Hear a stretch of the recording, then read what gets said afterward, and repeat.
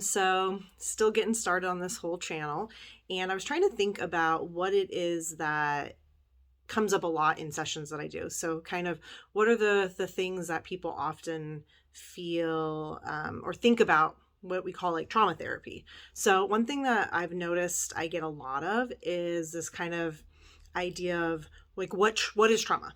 So, I'll have a client come in and they'll start to, give me a backstory. And I like to tell people that being a therapist is kind of like being a detective. So you're, hearing the story, which has a ton of clues about like who this person is and how they cope with things and the things that have happened to them. And one of the things I really like about trauma therapy is like its understanding of how the body and how neurology and chemicals and all of those things really play a part in how we function and how we feel. So one of the things that you end up doing in this is kind of unlearning everything we've ever learned about how emotions work. And so what happens with trauma, basically when something that our body deems as threatening or hurtful, and that can be anything. So the thing that people, often don't realize is that emotional pain affects the same parts of the brain as physical pain does. So when we're like feeling very sad or scared or angry, we are actually feeling physical pain. So your body is feeling like it's under attack. When we are in this kind of like triggered state, we call that like dysregulation. So our body's like all over the place, and we tend to do like something that our body feels is going to keep us safe. So like that's the four F's. So fight, flight, freeze, or fawn. I think most people are aware of the fight and the flight. So if I'm upset, I either fight or I run away. Freeze can be another trauma response. So where you really just don't know what to do. You kind of just like a deer in the headlights. And then the last one is fawn, which is basically people pleasing. So when you are someone who finds himself in a dangerous situation, a people pleaser might be someone who tries to like break the tension with humor or tries to do something nice or give a compliment. Basically they're trying to make this threat no longer a threat by liking them. In trauma world, what we've learned is that those four things that we do, among a couple other coping mechanisms, are a response. They're an over adaptation. So basically when we're a kid, we learn how to protect ourselves. Our bodies are super intelligent, like very instinctual. They want to protect us. As a kid, we don't have a lot of choice. We don't have a lot of control on how to save ourselves. So we do what we can. As an adult, what becomes a problem is that now we're supposed to like make other choices or have other options, but we've never learned those. So we keep using what we used as a kid. But now it's a problem. So now it's no longer helpful. So it's kind of like I grew up in the ocean. I spent my whole life swimming, and now I live in the desert. And it's like, I have all these skills that were really useful and helpful to me in the environment that I was in, but now they're going to cause me problems. So, with trauma therapy, what we're trying to do, a lot of it is like, stop being so hard on ourselves for the things we did to survive, that those were necessary things. And it's not that we were bad kids, or that, we did these things intentionally. It was something that we needed, and we need to be kind to ourselves because our body protected us. And now we're here, and now it's our responsibility to learn different skills.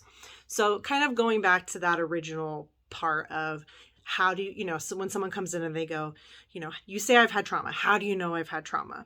And with coping mechanisms, we don't do anything for no reason.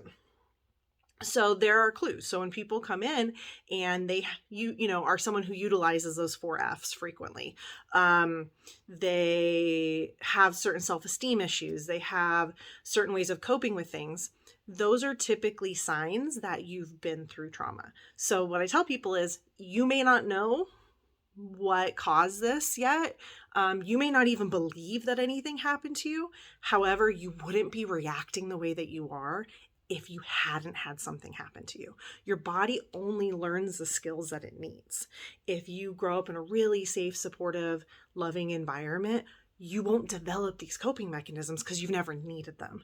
So sometimes in therapy, it's really starting kind of like, something doesn't feel right, that what you're doing isn't really working in a like, especially interpersonally, and we're trying to figure out, kind of going backwards a little bit, like, okay, so you have all these things, you don't know how. Let's figure out how to work with them now, and B, let's get to the root of it. The other thing with trauma therapy that I like to tell people is that a lot of people are really scared to start it. We avoid the things that have happened to us in our life have been really painful. And we've spent like a lot of our life trying to like hide from them or bury them or, feel better. And the thought of kind of abandoning all of these things and like jumping into it seems like really intense and scary. But what I tell people is that we don't have to start there. So again, there's this like old idea in therapy that you're supposed to like jump in and talk about it, and that's the only way to process it. And what we actually found is that can be really re-traumatizing for people, that you shouldn't talk about really traumatic situations until you've learned the way to cope with it, to be able to handle having that conversation. So, just starting therapy, you can come in and go, hey, I don't want to talk about this. I don't want to get into this. And that's totally okay. There's so many different ways to, work on things that we're going through without having to deal with the big scary stuff. And the idea is when you're wanting to, or you're able to, that's when you're ready. So I try to encourage people, like, don't base the idea of therapy on a lot of the things that you've seen. It doesn't have to be this big, giant, scary thing. And it's also not always for trauma. For instance, if your car broke down, okay, you'd probably take it to a mechanic, right? You know something's wrong. You know that it's not running as good as it could be, or that it has been.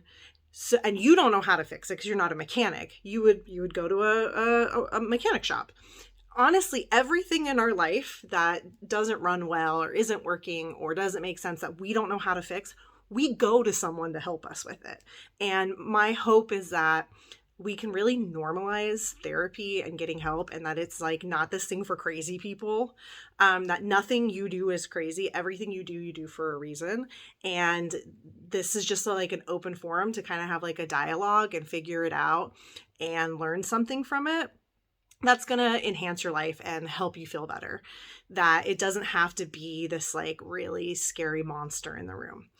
So I thought I'd kind of share a little bit about that, hoping that, that's what this is going to be, is a place where you can ask questions and, can get a down-to-earth response and feel like a little less scared by all of this.